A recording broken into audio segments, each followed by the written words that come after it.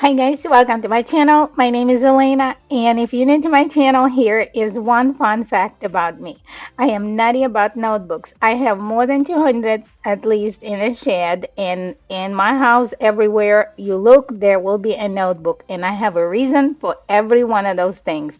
So some people hoard all kinds of different things. I hoard notebooks.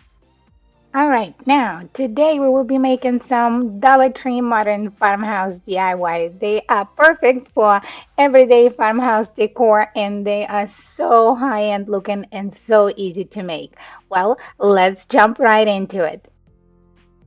For this project, you will need three little pots, some greenery, some flowers, and a long sign from the Dollar Tree. What I did, I measured where I want to place my little pots, and of course, the sign was too long, so I had to cut it. But those signs are really easy to cut, so I used my little saw and saw that off.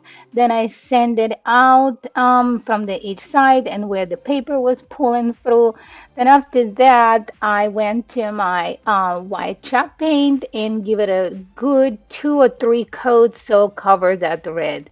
Now I got some really cool tool and it is from Craftsman. I will link it in the description below. It cut those little, well, they were easy to cut because they're plastic, but I cut them off and I love that little tool now. So, well, back to what I'm doing. So I painted the pots white and I left them alone. Then I outlined some lines with my truffle chalk paint. And then after that was done, I went back to my little clay pot. Well, it's not a clay pot, it's like my plastic leprechaun pods. And I then like a sponge stamp them so it will match my board. Then I glued them in place and I decided to add a little jute, like a little lines at the top so it kind of looks a little, not like it's completely a naked pot. I wanted to put something on it. So I cut three pieces the same size, and technically you only need, before you cut those pots, you only need two because you cut one and then I used two, and then you cut one and you have one extra. So what I did, I stuck the greenery in there and then cut my little flowers. Those are from just random spring decor that I have left from last year. I literally hasn't shopped this year yet because I have so much greenery. So what I did, I placed it in and I made two little hooks for my sign because I want them to hang evenly, and I hot glue it in the back as well. For this DIY, you will need a frame, and I have it left over from back to school.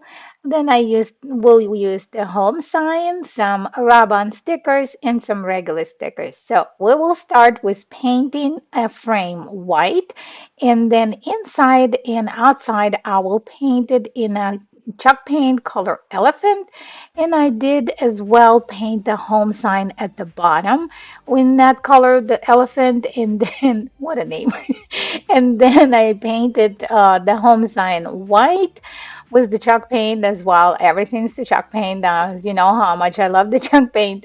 So, and then I dry brush it over it. So now I went to my scrapbook paper and I measured it and make sure it's exactly the size of the frame so I can put it inside.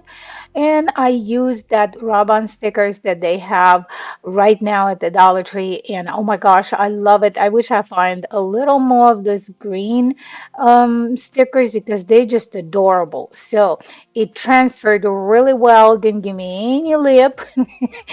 So what I did, I used my Elms glue and glue it to the frame. Then I attached the sticker that I thought was really cute. It said, "Our most treasured heirlooms are memories of our family." I just love it. So what I did, I had glue my home sign and then I dipped into my laser wood cutouts that I really, really like that Dollar Tree has now. I decided to dry brush them a little bit over with the white chalk paint, and I hot glued them to kind of around the reef, so it looks like they trying to pick the leaves from the reef, I guess. And then I dry brush a little bit around the flame, and I got my marker and decided to give the birds a little bit of makeup, and the all look like needed to be shaped up as well. So that is all for this DIY. What do you guys think? For this project, we will need some wood shape, some scrapbook paper, laser wood cutout, some greenery, some wooden dowel, and a small clay pot. So what I did, I insert some foam, which is from the floral department, into my little flower pot, and I painted it using my chalk paint in the color truffle. And then what I did, I dry brushed it around the edges of those little flowers, which is the wood cutouts from, I think they come in a pack of six.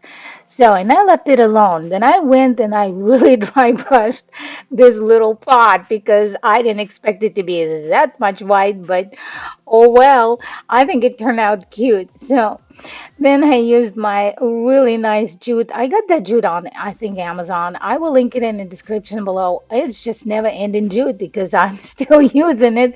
So I outlined the top and the like the lip off under the clay pot. So I went back to my scrapbook paper, which is like a little music notes, and I did cut the shapes of those little wooden flowers. And then I used the Elms glue. I don't think I needed to use the hot glue. The Elms glue works just as good for this kind of projects.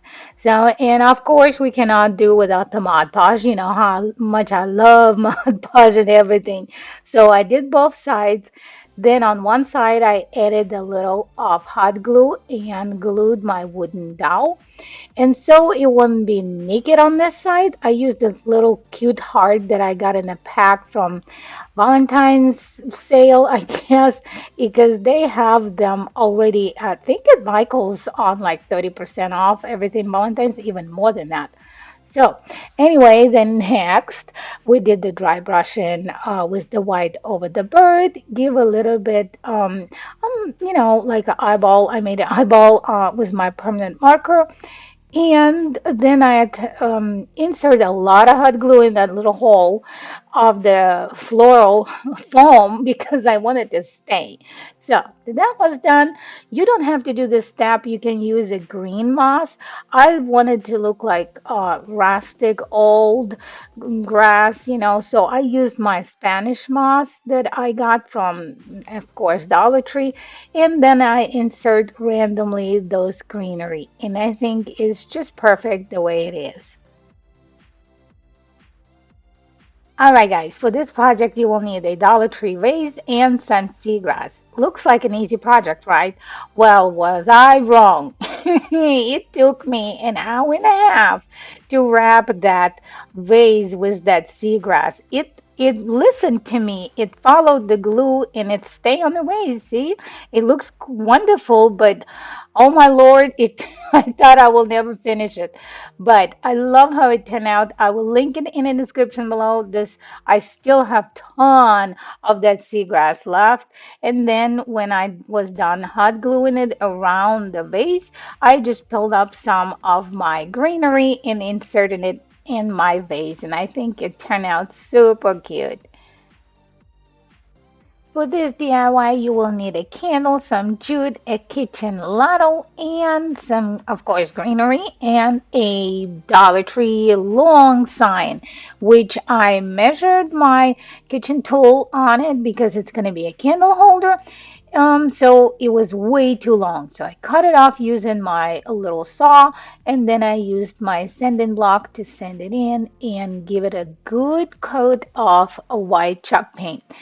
Then I went back and thought, it looked like it needs something else. So I used my paint marker and made some lines. And then I went to my antique wax from it's I think Waverly, yeah. And I just outlined like the edges of the board and then dry brushed it all over the board as well. Then what I did, I went back to my jute, and my husband was making fun of me on that DIY because he's like, "Wow, now we're using the kitchen tool for our candle holders," and I thought, "Isn't it look cute?"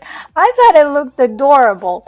So what I did, I wrapped the handle in the jute, and then I wrapped it a little bit on the lip of the holder as well.